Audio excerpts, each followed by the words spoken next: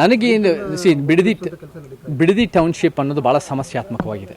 9,600 ಎಕರೆ ರೈತರ ಫಲವತ್ತಾದ ಭೂಮಿ, ಅದನ್ನು ಕಾಂಕ್ರೀಟ್ ಕಾರ್ಡ್ ಮಾಡಬೇಕು, ಅದನ್ನು ನಾಶ ಮಾಡಬೇಕು, ಅದನ್ನು ಕಬಳಿಸ್ಬೇಕು, ಅದನ್ನು ಬರೀ ಕಾರ್ಪೊರೇಟ್ನವರು ಶ್ರೀಮಂತರು ಉಳ್ಳವರಿಗೋಸ್ಕರ ಮಾಡಬೇಕು ಅಂದರೆ ಅದನ್ನು ನಾವು ಖಂಡಿತ ವಿರೋಧ ಮಾಡ್ತೀವಿ. ಈ ಕಾಂಗ್ರೆಸ್ ಸರ್ಕಾರ ಮತ್ತು ಮುಖ್ಯವಾಗಿ ಈ ಮುಖ್ಯಮಂತ್ರಿ ಡಿ ಕೆ ಶಿವಕುಮಾರ್ ಅವರ ಮನಸ್ಥಿತಿ ಹೆಂಗೆ ಕಾಣುತ್ತೆ ಅಂದರೆ ಅದು ಬಡವರ ಪರ, ಶೋಷಿತರ ಪರ, ರೈತ ಕಾರ್ಮಿಕ ಪರ ಅಲ್ಲ, ಅದು ಶ್ರೀಮಂತರಿಗಾಗಿ, ಶ್ರೀಮಂತರಿಂದ ಶ್ರೀಮಂತರಿಗೋಸ್ಕರ ಅನ್ನೋ ರೀತಿಯಲ್ಲಿ ನಮಗೆ ಎದ್ದು ಕಾಣ್ತಾ ಇದೆ. ಅದು ನಮಗೆ ಆಗಬಾರ್ದು. ನನಗೆ ಗೊತ್ತಿರೋ ಪ್ರಕಾರ HD ಕುಮಾರಸ್ವಾಮಿಯವರು ಕೂಡ 2013-14 ಕೂಡ ಆ ಬಿಡದಿ ಟೌನ್ಶಿಪ್ ಪರ ಇದ್ದರು. ಅದನ್ನು ನಮಗೆ ಇವಾಗ ಅವ್ರು ವಿರೋಧ ಮಾಡ್ತಿರ್ಬೋದು. ಈ ಆಳುವ ಶಕ್ತಿಗಳು, ಈ ಒಂದು ಬಂಡವಾಳಶಾಹಿ ಶಕ್ತಿಗಳು, ಈ ಒಂದು ಬರೀ ದುಡ್ಡು ಮಾಡ್ಕೊಳ್ಳೋ ಕಾರ್ಪೊರೇಟ್ ಬೇಸ್ಡ್ ಮನಸ್ಥಿತಿ, ಬಿಸ್ನೆಸ್ ಮನಸ್ಥಿತಿ ಇರೋ ಸರ್ಕಾರಗಳಿಂದ ಯಾವುದೂ ಪ್ರಯೋಜನ ಇಲ್ಲ.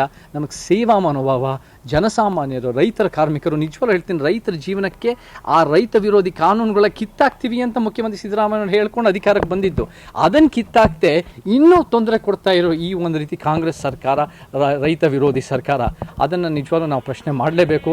ಆ ಬಿಡದಿ ಟೌನ್ಶಿಪ್ ಆಗಲೇಬಾರ್ದು. ಅದು ಭಾಳ ಜನ ವಿರೋಧಿ ಇದೆ, ಅದು ರೈತ ವಿರೋಧಿ ಇದೆ ಅಂತ ಹೇಳಕ್ಕೆ ಇಷ್ಟಪಡ್ತೀನಿ. ನಮ್ಮ ಕಾರ್ಯಕ್ರಮಗಳನ್ನು ನೀವು ನೋಡ್ತಾ ಇದ್ರೆ ನಮ್ಮ ಚಾನೆಲ್ ಅನ್ನ ಸಬ್ಸ್ಕ್ರೈಬ್ ಮಾಡಿ, ಪಕ್ಕದ ಬೆಲ್ ಐಕಾನ್ ಒತ್ತಿ ನಮ್ಮನ್ನ ಬೆಂಬಲಿಸಿ. ಹಾಗೆ ನಮ್ಮ ಕಾರ್ಯಕ್ರಮಗಳನ್ನ ಲೈಕ್ ಮಾಡಿ, ಕಮೆಂಟ್ ಮಾಡಿ, ಅದನ್ನ ಬೇರೆಯವರಿಗೂ ವಾಟ್ಸ್ಆಪ್ ಮೂಲಕ ಶೇರ್ ಮಾಡಿ. ನೀವು ಹೀಗೆ ಮಾಡಿದಾಗ ನಮ್ಮ ಚಾನೆಲ್ ಇನ್ನಷ್ಟು ಮತ್ತಷ್ಟು ಜನರಿಗೆ ತಲುಪಲು ನೀವು ನಮ್ಮೊಂದಿಗೆ ಸಹಕರಿಸಿದ ಹಾಗಾಗುತ್ತೆ. ಇದು ನೀವು ಯಾವುದೇ ಖರ್ಚಿಲ್ಲದೆ ಕೆಲವೇ ಸೆಕೆಂಡುಗಳಲ್ಲಿ ನೀಡಬಹುದಾದ ಸಹಕಾರ. ಧನ್ಯವಾದಗಳು.